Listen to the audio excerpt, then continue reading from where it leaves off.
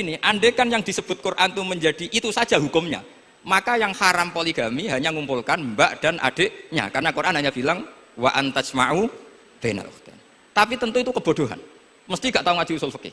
Kitab yang pantangannya orang banyak, ya pantangannya gurunya bareng, jadi itu bukan pantangan muridnya saja, ya pantangan gurunya bareng. Akhirnya apa? Itu kita analisis bahwa ini mimbabi dzikril ba'di wa iradatil. Mungkin ada ulama yang era Imam Syafi'i meredaksikan wa antajma'u bainal ukhtain ibaratun anil jam'i bainal mahromen. Apapun itu, tetap ukhtain di sini itu satu percontohan mengumpulkan dua perempuan yang ada hubungan mahram, entah karena saudara kandung atau bulik bude atau mbah sama cucu.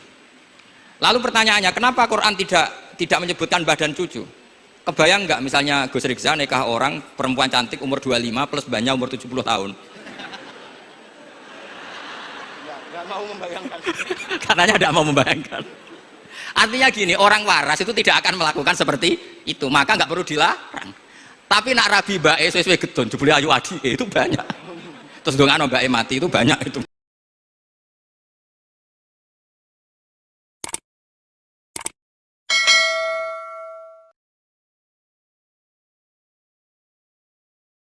Begini, saya ini baru neliti, mungkin ini tahadus bin nikmat. Saya berkali-kali rembukan sama, termasuk diantaranya sama Profesor Quraish Shihab. Itu mau menjadikan manhajul Quran itu mudah. Di antara kitab yang saya pelajari serius itu kitab Syajaratul Ma'arif. Nanti sebagian tak tinggal di sini biar diajarkan Gus Rikza. Itu rencananya PSG Pusat Studi Qurannya Pak Quraish itu menerbitkan itu. Sementara ini sekarang di UI Universitas Islam Indonesia saya juga ngajar kitab itu. Kitab itu begitu mudah menjadikan Quran itu pegangan. Kalau di sini katanya mau dimilenialkan itu, milenial itu. Itu begini, misalnya begini. Ini saya beri contoh. Jadi peristiwa-peristiwa khusus yang ada di Quran itu ditabwib secara umum. Jadi ini saya nanti tidak guyon supaya Gus Rikza agak kelihatan kalah, karena kalau guyon-guyonan itu menang saya. Saya ini orang Pantura. Saya misoh saja ada dalilnya. Karena memang dalam tarikh-tarikh itu gitu. Ini Muhammad ponakan kamu, kata orang-orang kafir. Saffaha ahlamana wa sabba alihatana. Semoga gak ada yang menerjemah wa sabba alihatana. Kitab itu mudah sekali. Misalnya begini, saya beri sekian contoh, mungkin 3 sampai 4. Babu nafil ibad bikullil bilad. Bab kalau seseorang itu harus manfaat di mana saja dia berdomisili. Terus beliau secara mudah bilang qala ta'ala hakian an Isa bin Maryam wa ja'alani mubarakan ainama kuntu. Saya adalah orang yang hidup di mana-mana itu membawa apa? Berkah. Terus beliau memberi judul secara umum babu nafil ibad bikullil bilad. Sehingga saya di Rembang, di Lirboyo atau di mana saja, etikanya satu, harus bermanfaat. Setidaknya manfaat, kalau ada orang ingin menang ya saya ngaku kalah lah. Kalau ada orang yang ingin saya diangkat jadi murid, ya oke saya jadi murid beliau, nggak masalah. Karena bagian dari kesalian itu tawaduk. Pasti yang tawaduk jadi wali, karena man tawaduk arafa'ahullah. Yang kumo luhur jadi guru pasti tidak jadi wali.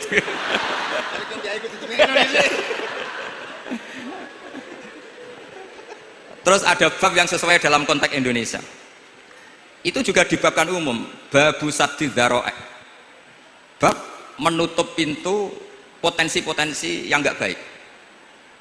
Terus beliau mengutip qala ta'ala wala tasubbul ladzina yad'una min dunillahi fayasubbullaha adwam bighairi ilm. Jadi dulu para sahabat saking semangatnya berislam, itu saking semangatnya itu sering bilang jancuk lata, jancuk uzza. Jadi ini tidak jauh-jauh dari misal karena memang sudah dicap cangkem elek tadi. Terus mereka tanya, lalu kalau Tuhan saya jancuk, bahayanya jancuk juga Tuhan kamu. Akhirnya Allah bilang gini, Muhammad, umatmu kandhane aja misoi bro, lho korbane aku. Makanya terusannya ayat fayasubbuha adwam bi khairi. Dan itu oleh Syekh Izzuddin bin Abdus Salam yang dikenal sebagai Sultanul Aulia itu dibabkan mudah sekali. Babu saddid dzara'i. Jadi kalau kamu ingin Allah tidak dipisoi, Islam tidak disakiti, kamu jangan menyakiti agama lain. Itu bagian dari mencintai Islam. Jangan kira kita hormat sama agama lain karena ikrar, tidak, itu bagian dari mencintai Islam. Terus mengutip sekian hadis, la yasubbur rajulu abahu. Sebagian riwayat la yal'anur rajulu abahu. Ada yang baca layal ani terserah lah. Kalau nahi ya layal an sapa rajul itu terserah itu. Apa khobar bimanal amri apa bacanya layal an itu bisa dibasul masail nanti itu. Jangan sampai seseorang tuh misoi bapaknya. Kata para sahabat, wa kaifa yasubur rajul abahu. Bagaimana mungkin seseorang misoi bapaknya sendiri? Terus kata Rasulullah, yasubbu abar rajuli fayasubbu abah. Wa yasubbu ummar rajuli fayasubbu ummah. Dia misoi bapaknya orang lain kemudian dibalas bapaknya dipisah. Ini penting saya utarakan, jadi mudah sekali. Terus dibabkan di bab umum itu babu saddid dzara'i. Sehingga peristiwa yang khususiyah ini menjadi bisa ditarik kesimpulan secara umum dan Quran maupun hadis mengawal kita ila yaumil kiamah. Karena kita ada kehilangan stok untuk memaknai Quran dan hadis dengan cara yang diajarkan Syekh Izzuddin bin Abdissalam yang kita kenal, beliau termasuk Sultanul Ulama. Contoh ketiga ini yang paling penting dan itu saya sering utarakan. Beliau bikin judul la yutrakul haqqu li ajlil batil. Kebenaran tidak boleh ditinggalkan hanya karena banyak kebatilan. Uniknya apa? Beliau pakai dalil, saya yakin seorang Dr. Riza pun nggak terlintas kalau itu ada. Meskipun bikin rumus istihad tadi yang nggak ada kembarannya tadi. Karena ulama yang waras ya nggak ingin ngembari rumus seperti itu. Memang nggak perlu dikembarin, apalagi dosen-dosen tribakti itu nggak suka. Ini padunya rakwat gaji kan gitu. Itu kan dalih ya, dalih supaya ngirit ya. Wes mulang ke Arab gaji barokah gitu. Itu mesti kong kali kong sama bendara gitu. Karena yayasan itu. Itu ada judul la yutrakul haqqu li ajlil batil. Itu uniknya beliau hanya dalil inna sofa wal marwata min sya'airillah faman hajjal baita wa i'tamara fala junaha alaihi ayyat tawafa bihima. Sofa dan marwah itu hakikatnya adalah min sya'airillah, termasuk syiar-syiarnya Allah. Maka siapa yang haji maupun umroh enggak apa-apa. Allah dalam bahasakan itu enggak apa-apa, fala junah enggak apa-apa, terus saja tawaf di situ. Memang dalam bahasa Quran enggak bahasa sa'i tapi pakai bahasa tawaf aja tawaf bihima. Kata Syekh Izzuddin bin Abdissalam, di sofa ini ada Isaf nama berhala, di marwah ada Nailah juga nama berhala. Yang orang-orang jahiliyah dulu ini menyembah dua berhala ini. Karena ada berhala mereka merasa risih kalau ibadah ritual tauhid di situ. Tapi kata Allah, teruskan saja kamu tawaf di situ atau sa'i di situ. Artinya apa? Kebenaran tetap diperintahkan meskipun ada kebatilan. Jadi gampang sekali. Terus beliau bikin judul la yutrakul haqqu li ajlil batil. Barang hak itu tidak boleh ditinggalkan karena barang batil. Saya di mana-mana kalau boleh dikatakan fatwa. Kalau ada orang mati karena narkoba atau karena mendem atau karena koplo atau karena oplosan, itu kita sebagai kiai datang saja. Tapi tidak harus kiai yang top-top kayak Gus Rizal, salah satu kiai datang. Karena sekali kita tidak datang, mereka akan menciptakan tradisi baru dalam penguburan. Kiai rata kong, soleh-soleh rata kos, dipendem ala mereka. Didekno ambek diminumi arak. Sehingga kita datang ini karena apa? Sebetulnya demi melaksanakan syariat Islam, memperlakukan janazatul muslim. Kita kelola secara Islam. Meskipun mangkel, kita mangkel, mau mati kok oplosan. Mati-mati pas sujud kan keren. Atau mati karena gaji terlambat kan keren. Ini mati kok. Atau mati karena miskin telat apa? Gaji kan keren, tirakat lah kona'ah. Nah, betul, ini mas-mas kalau yang mencintai bapak ada kesampaian, syahid cinta itu juga syahid. Asal tidak pernah lihat, tidak pernah SMS. Ngempet tok itu kalau mati itu syahid. Tapi syaratnya nggak ngelihat, nggak nge-SMS, nggak WA. Pokoknya seperti itu. Nah, ini penting saya utarakan. Saya pernah diundang salah satu acara akad nikah. Itu yang undang itu nanggap ketoprak. Gus nanti ada ketoprak di rumah saya, tapi jangan nggak usah lihat itu. Tapi jam 9 ngakatkan anak saya. Ya saya datang. Pas itu memang nggak ada udzur, saya datang. Itu sudah ada biduannya banyak di situ. Kenapa saya datang? Pikiran saya tadi. Kalau kiai tidak menyaksikan akad nikah, nanti mereka bisa bikin cara akad dengan cara mereka sendiri. Sehingga takbir-takbir yang di fikih, misalnya walimatul ursi itu kalau ada ikhtilatur rijal wan nisa haram hadir, itu nggak pernah dilakukan oleh guru-guru kita. Setahu saya Mbah Mun, bapak saya, guru-guru kita, meskipun ada ikhtilatur rijal wan nisa, mereka kalau ada walimatul ursi asal tidak ada udzur itu datang. Karena la yutrakul haqqu li ajlil batil. Padahal jelas di Bajuri, di Anatul Talibin, jika hunaka muharramun harumal hudur. Entah kalau Gus Rizal baca hurimal hudur atau harumal hudur, tidak tahu, saya ini kan bisa debat ini. Karena saya santri sarang, jadi kalau baca dua kali harumal hudur atau hurimal hudur. Tapi kalau yang santri sini mau tidak mau ya anut harokatnya guru tadi. Resikonya nurut itu harus ikut haruma apa hurima. Kalau saya karena enggak dimaknani, jadi ya bingung. Maksudnya bingung milih, saking banyaknya ilmu. Bukan bingung karena goblok, bukan. Ini penting saya utarakan. Jadi judul itu penting sekali. La yutrakul haqqu li ajlil batil. Contoh keempat, babu tolabil manzilah. Seorang yang terpercaya itu boleh cari pangkat di pemerintahan. Beliau dalilnya gampang sekali. Yusuf ketika merasa mampu mengendalikan ekonomi, ketahanan pangan zaman itu, beliau matur ke Aziz, ke penguasa Mesir, qala ja'alni ala khazainil ardh. Jadikan saya sebagai pengelola hasil bumi. Ini hafizun alim, saya ini orang terpercaya, saya ini orang yang pinter. Maka ngaku pinter itu boleh asal pinter betul. Karena Nabi Yusuf bilang ini hafizun alim. Ini sudah 4, sampai berapa? 7 sampai 7. 5 aja nanti ilmunya habis. Jadi saya mohon nanti kitab itu saya tinggal 1, tolong dipelajari teman-teman supaya apa ya, ada cara mudah. Dan kitab itu pernah dibaca Sayyidina Kiai Maimun di Sarang, pernah tak bawa ke Jakarta, saya diskusikan dengan Pak Profesor Quraisy Shihab. Terus sekarang juga dalam proses diterjemah. Tapi saya mohon ini yang nggak penting, terjemahnya itu nggak penting sebenarnya. Ini anak-anak Lirboyo kan bisa ngartikan sendiri, bukan sekedar terjemah tapi ngartikan sendiri. Itu unik, cara memahami itu unik sekali dan mudah. Jadi setiap peristiwa khusus itu diberi judul umum. Nah barokahnya judul umum ini, Quran itu menjadi ngawal kita ila yaumil qiyamah. Tapi kalau itu kamu anggap ini peristiwa Yusuf, ini peristiwa Yakub, peristiwa Ibrahim, maka seakan-akan Quran itu tidak untuk kita. Makanya tadi, misalnya wala tasubul ladina dibabkan babu sadid daro'e. Itu semudah itu, segampang itu. Sehingga dalam kitab Minhajul Abidin diterangkan ada seorang wali yang takut dosa karena banyak perempuan cantik yang pakai celana pendek, banyak bulat di dunia itu. Singkat cerita dia uzlah, dia santai-santai di gunung makan rerumputan. Terus ada wali yang kelasnya lebih tinggi. Kamu di sini ngapain uzlah? Kenapa? Meninggalkan dosa. Terus digojlok sama wali yang lebih senior. Kira-kira saya gojlok Gus Rizal gitu. Kata si wali yang lebih senior tadi, taraktum ummata Muhammadin fi aidil mubtadi'ah. Sebetulnya kamu itu tidak menghindari dosa, tapi malah parah. Ketika umat tidak kamu pimpin, artinya membiarkan dipimpin kelompok lain. Dan itu bisa orang ahli bid'ah, bisa orang kafir, bisa yang lebih menyesatkan. Jadi uzlah itu tidak solusi. Ini pentingnya pembanding. Jadi gak apa-apa nanti setelah saya ngisi, dikasih kesempatan untuk bully saya, gak apa-apa.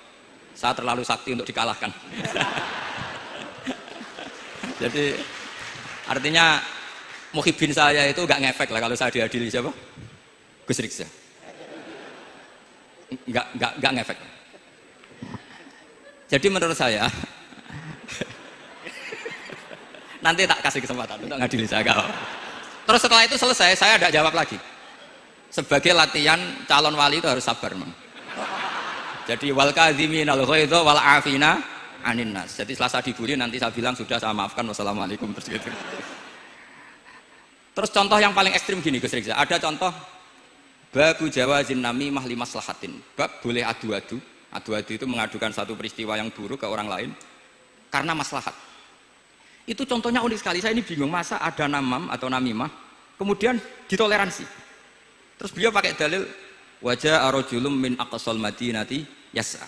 Qala ya Musa innal mal'a ya'tamiru nabikal yaqtulu kafakhrus innilaka minan nasihin. Musa, saya ini pegawai kerajaan Fir'aun, saya termasuk perwira di kerajaan Fir'aun. Saya tahu rapat tadi malam itu memutuskan menangkap kamu untuk dibunuh. Maka kamu harus secepatnya keluar dari Mesir.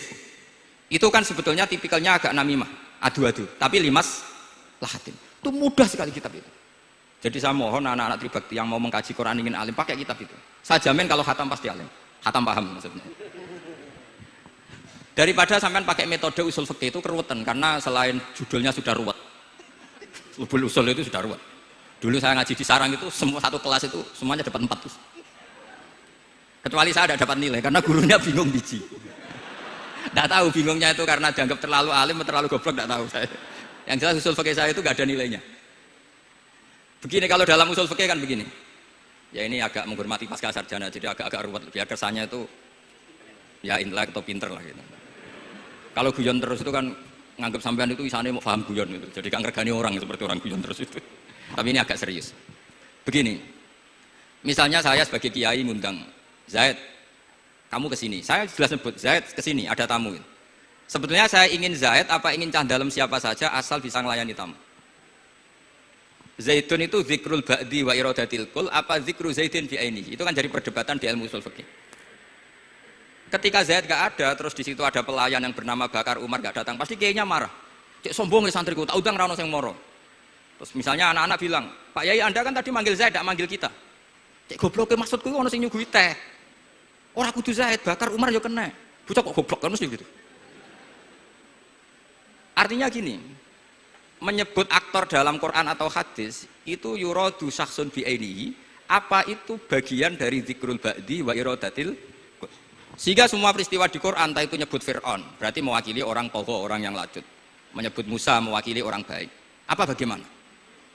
Itu jadi perdebatan. Nah, itu di kitab usul fikih itu penjelasannya ruwet sekali. Sehingga mungkin misalnya begini, dalam satu kaidah usul fikih. Hormati tamu yang datang ke saya, siapa saja. Setelah itu saya ralat, hormati Zaid jika datang bertamu ke saya. Dalam usul fikih itu potensi Zaid ini menjadi mukhassis, berarti siapa saja menjadi batal karena ditaksis kata Zaid. Ada potensinya begini, siapa saja tetap berlaku, dan kiai menyebut Zaid adalah zikru ba'di afrodi dzalikal kulli, menyebut individu dari kuliah yang masuk. Jadi tetap hormati tamu siapa saja. Yang termasuk siapa saja adalah Zaid. Apa siapa saja tidak menjadi hukum karena terganti hanya khusus Zaid. Itu jadi perdebatan di perdebatan usul fikih. Jadi terlalu ruwet. Tapi kalau di kitab tadi yang Syajaratul Ma'arif karangannya Izzuddin bin Abdissalam, itu gampang sekali. Saya baca itu min awali hatta akhir itu tidak ada yang iskal, gampang sekali, mudah sekali. Karena tadi mungkin dikarang ahlinya dan dibaca oleh ahlinya, jadi gampang sekali ini. Jadi semudah itu. Istidlal itu gampang sekali. Ya saya ulang lagi tadi, karena ditulis orang ahli dan dibaca oleh orang ahli. Tapi saya pastikan kitab itu tuh mudah sekali.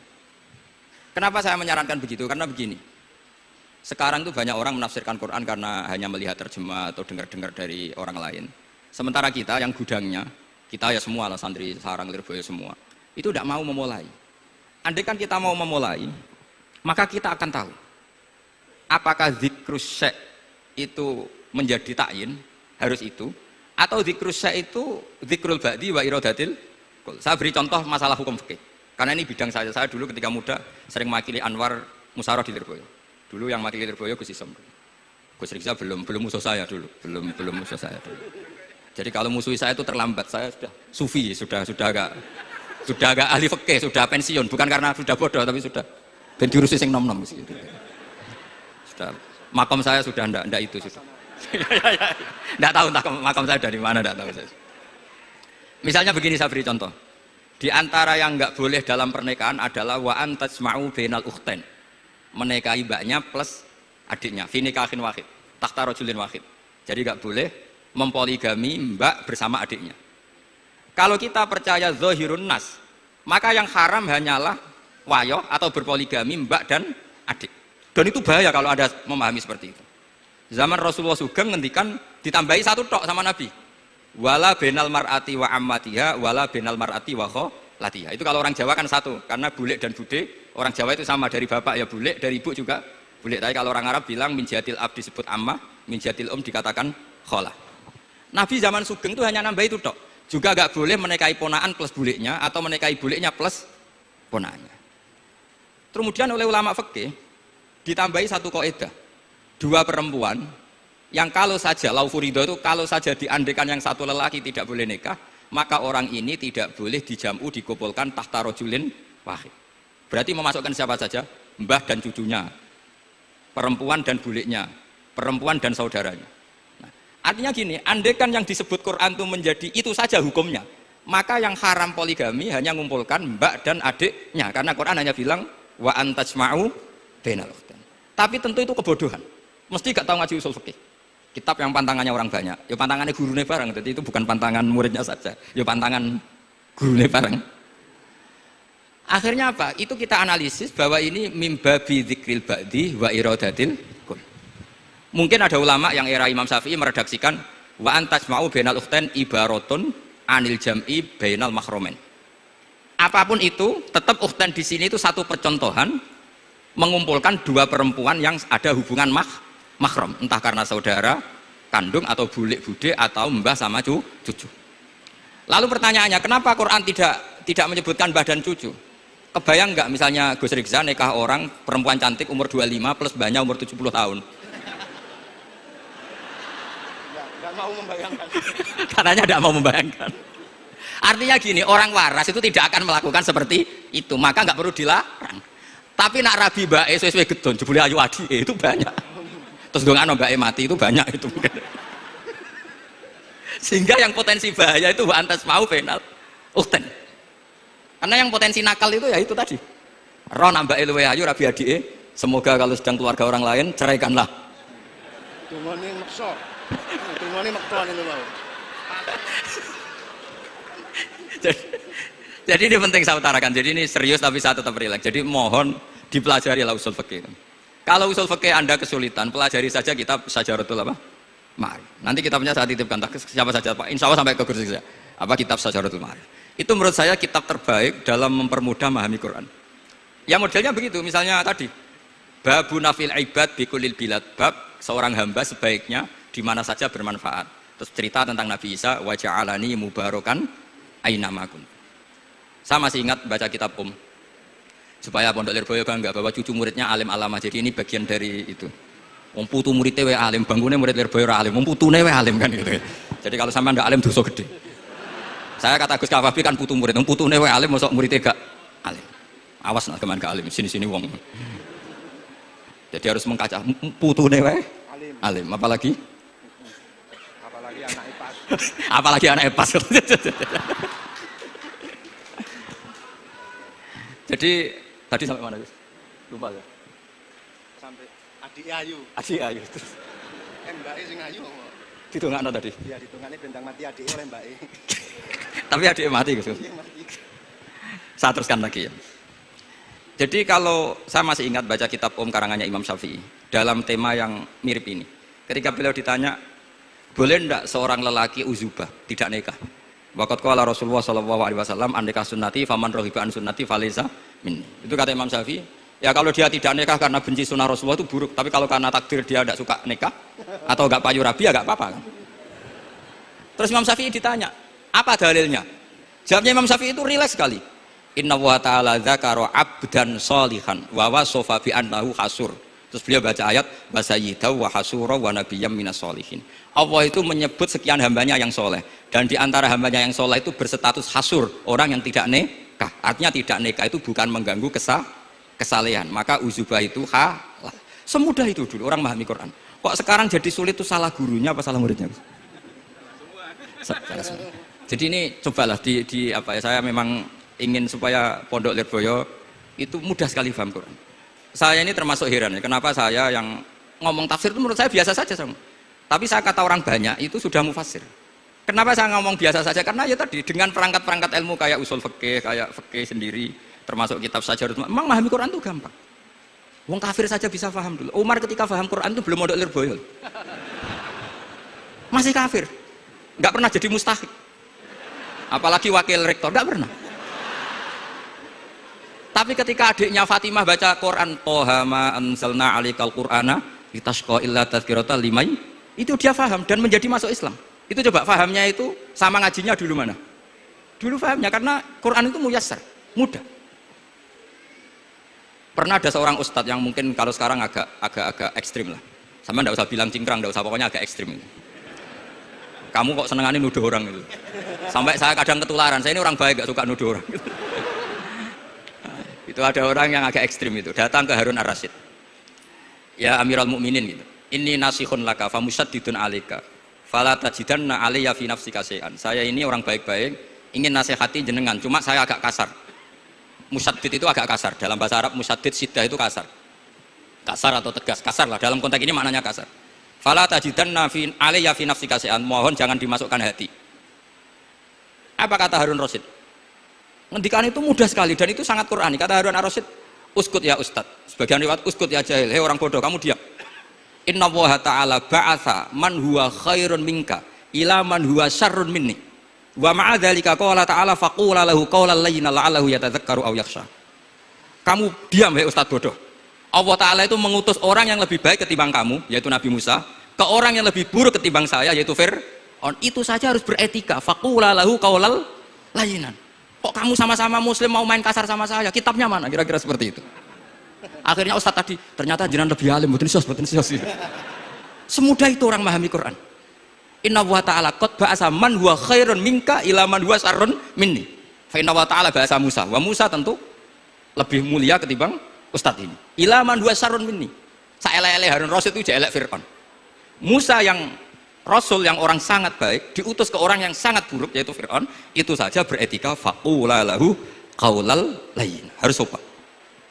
Jadi kayak apa? Saya bayangkan kayak apa bahagianya kita kalau melihat santri-santri ini memahami Quran seperti ini. Itu kan mudah, nggak perlu dokter, bisa juga perlu, bisa, maksudnya bisa, nggak perlu dapat honoris causa dari apa tadi? Profesor cangkem elek tadi. Profesor bidang cangkem elek. Jadi karena Quran itu dalil, kata Ibnu Abbas, Al-Quran dalil itu mudah ditaklukkan, dibawa kemana saja itu bisa. Nah, ini yang terakhir, khasnya NU itu wasilah, ini terakhir, nanti setelah ini selesai. Tapi saya mohon MC atau moderator atau siapa lah ngasih waktu Gus Reza untuk bully saya, dan saya jamin tidak tak balas. Tidak tak balas, dan saya latihan legowo tadi, wal afina aninas. Sudah itu kata Rasulullah kan gitu, orang yang meninggalkan debat padahal dia benar, bana wau betan fi jannah. Jadi sudah saya ingin masuk surga lah, tidak usah repot-repot berdebat. Wasilah misalnya Gus Kafabi niru Mbah Makhrus atau Mbah Mun niru Mbah Karim niru Mbah Khalil Bangkalan sampai guru-gurunya. Karena zuriyatam ba'duha min ba'd. Saya juga alhamdulillah kemarin 3 bulan yang lalu, 4 bulan yang lalu Pak Said itu nyari nasabnya di Kudus. Kebetulan beliau sudah dengar-dengar kalau saudaranya Mbah Sahal itu sepupunya Mbah saya, nyari-nyari ketemu beliau senang sekali. Cuma terakhir tanya saya, Gus, saya dengan kamu tua mana? Tua saya, buyut kamu adik buyut saya, kata saya. Nyai Fadilah itu saudaranya buyut saya, Mbah Maksum buyut saya. Yang di Pondok Damaran, saya sampai sekarang masih ngajar di Pondok Damaran, belakangnya Masjid Menoro itu. Mbah Mun pernah cerita gini, orang itu banyak yang anti wasilah. Wasilah itu ya niru guru, gurunya guru. Langsung niru Kanjeng Nabi. Atau langsung niru pangeran. Itu Mbah Mun, saya masih ingat betul dalilnya, ihdinas siratal mustaqim siratal ladzina an'amta 'alaihim. Jalan yang lurus adalah mengikuti orang-orang yang telah engkau beri nikmat. Kenapa Allah tidak ngendikan siratoka, jalan kamu, jalan engkau? Allah itu tidak makan. Bagaimana cara kita niru Allah makan? Wong Allah tidak makan. Allah tidak tidur. Bagaimana kita niru Allah tidur? Fa inna Allaha la ya'kulu wa la yanam wa la yashrab. Nah, niru itu ya orang, kata Bamun, karena manusia itu hadis, Allah itu qadim. Jadi tidak ada hubungannya barang hadis dan barang qadim. Jika kalau ingin niru ya niru manusia. Manusia itu siapa? Ya tentu masternya Rasulullah. Tapi kan walau lala ulama lama arafnal anbiya. Tanpa ulama kita tidak tahu Nabi melakukan apa, karena ini butuh sanad. Masyhur itu, walau la murabbi lama arafna rabbi. Tanpa murabbi kita tidak tahu rabbi. Nah, ini penting saya utarakan, sehingga di Quran itu setiap orang baik itu disebutkan orang-orang baik itu siapa?